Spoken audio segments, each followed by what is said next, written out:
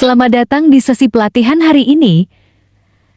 Kita akan membahas unit kompetensi berjudul melaksanakan fungsi moderator dengan kode S.94100.015.02. Dalam pelatihan ini, kita akan memahami peran penting seorang moderator dalam mengelola forum diskusi agar berjalan efektif, objektif, dan komunikatif.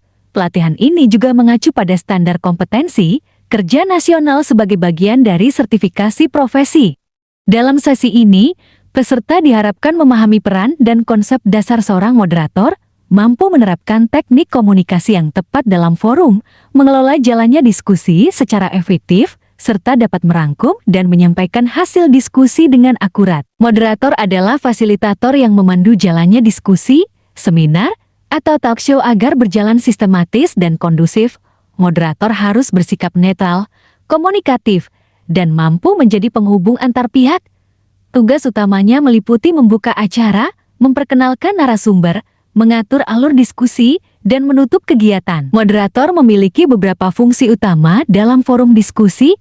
Pertama, sebagai fasilitator yang mengarahkan jalannya diskusi. Kedua, mengatur waktu agar semua sesi berjalan sesuai jadwal. Ketiga, mengendalikan dinamika forum, terutama jika terjadi perbedaan pendapat. Keempat, menjaga netralitas tanpa memihak. Dan terakhir, menyampaikan kesimpulan yang merangkum hasil diskusi secara objektif dan mudah dipahami. Sebagai moderator, penting untuk menerapkan prinsip komunikasi publik yang efektif. Komunikasi harus jelas dan terstruktur, menyentuh kebutuhan audiens, serta bebas dari bias dan hoaks. Moderator juga harus bersikap interaktif dan responsif terhadap situasi forum, serta mampu memanfaatkan teknologi komunikasi massa, seperti media digital atau daring, untuk menjangkau peserta lebih luas. Moderator perlu memahami format forum yang sedang berlangsung, seperti seminar, talk show, diskusi panel, atau FGD, karena tiap jenis memiliki pendekatan yang berbeda. Selain itu, penting untuk memetakan tema kegiatan dimulai dari mengidentifikasi isu utama, menyesuaikannya dengan tujuan acara, dan memastikan tema tersebut relevan dengan latar belakang serta kebutuhan peserta. Dalam peran sebagai moderator, penting untuk memahami format kegiatan. Misalnya, dalam seminar, moderator lebih banyak mengatur alur presentasi dan tanya jawab formal. Ada talk show, pendekatannya lebih santai dan interaktif.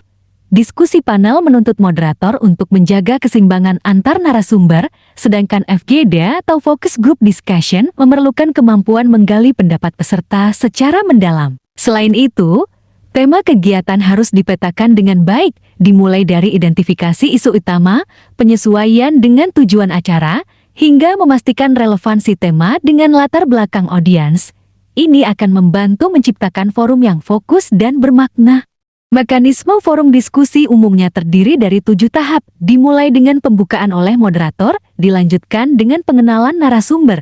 Setelah itu, narasumber menyampaikan materi inti, kemudian masuk ke sesi tanya jawab dan diskusi terbuka, di mana peserta dapat berinteraksi. Setelah semua pendapat disampaikan, moderator menyusun dan menyampaikan kesimpulan, lalu menutup kegiatan secara singkat dan jelas. Setiap tahapan ini perlu dikendalikan dengan baik agar forum berjalan efektif dan fokus. Moderator harus menguasai teknik komunikasi publik yang efektif secara verbal. Penting untuk berbicara dengan artikulasi yang jelas, intonasi yang tepat, dan pesan yang mudah dipahami. Secara nonverbal, bahasa tubuh, kontak mata, dan ekspresi wajah harus mendukung pesan yang disampaikan. Selain itu, kemampuan mendengarkan secara aktif, mengelola interupsi, serta menangani konflik secara bijak, sangat menentukan kelancaran forum. Sebagai moderator, teknik komunikasi yang tepat sangat menentukan keberhasilan forum. Misalnya, saat berbicara, gunakan artikulasi yang jelas dan intonasi yang ramah agar peserta merasa nyaman. Dalam talk show, ekspresi wajah dan bahasa tubuh terbuka membantu menciptakan suasana akrab. Saat peserta menyela, kita harus bisa mengelola interupsi dengan tenang, misalnya dengan mengatakan, "Mohon tunggu sebentar, setelah ini Bapak atau Ibu bisa menyampaikan pendapat." Memahami karakteristik audiens sangat penting bagi seorang moderator. Secara demografis, kita perlu tahu usia, jenis kelamin, dan latar belakang pendidikan peserta. Misalnya, audiens mahasiswa tentu berbeda pendekatannya dengan profesional. Dari sisi psikografis, kita perhatikan nilai, minat, dan sikap mereka terhadap topik diskusi. Kita juga harus mengetahui harapan peserta, apakah mereka ingin wawasan baru, solusi praktis, atau ruang berbagi pendapat. Selain itu, pahami gaya belajar atau komunikasi mereka. Ada yang lebih suka visual, audio, atau diskusi langsung. Dengan pemahaman ini, moderator bisa menyesuaikan gaya komunikasi agar forum lebih efektif dan diterima dengan baik. Merangkum pokok pembicaraan adalah bagian penting dari tugas moderator.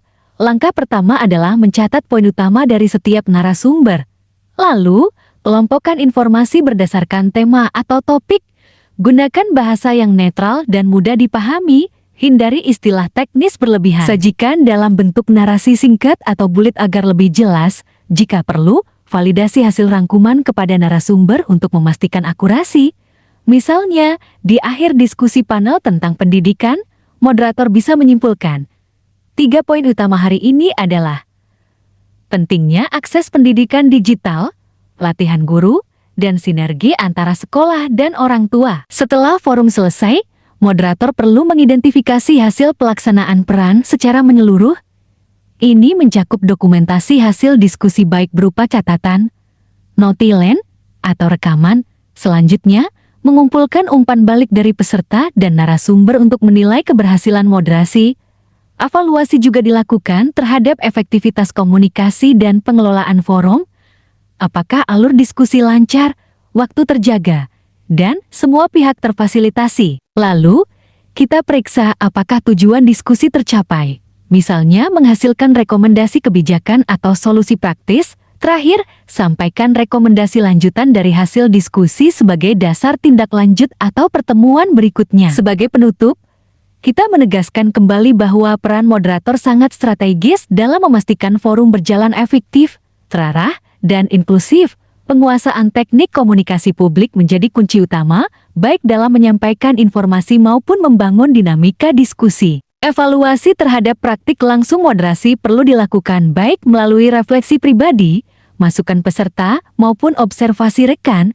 Dari evaluasi ini, kita dapat terus meningkatkan kualitas peran sebagai moderator di berbagai jenis forum. Alhamdulillah, pelatihan online melaksanakan fungsi moderator S.19000.015.02 telah selesai kita laksanakan bersama. Terima kasih atas partisipasi aktif, komitmen, dan semangat belajar dari seluruh peserta selama sesi berlangsung. Alhamdulillah, pelatihan online melaksanakan fungsi moderator S.19000.015.02 telah selesai kita laksanakan bersama. Terima kasih atas partisipasi aktif, komitmen, dan semangat belajar dari seluruh peserta selama sesi berlangsung. Kami mengajak seluruh peserta untuk terus mengasah kemampuan moderasi, karena seorang moderator yang baik adalah kunci keberhasilan komunikasi dalam berbagai forum publik. Akhir kata, kami ucapkan terima kasih atas kepercayaan dan kerjasama selama proses pelatihan ini. Sampai jumpa di pelatihan dan kesempatan pengembangan kompetensi lainnya. Tetap semangat, salam kompeten dari BLK Wonogiri.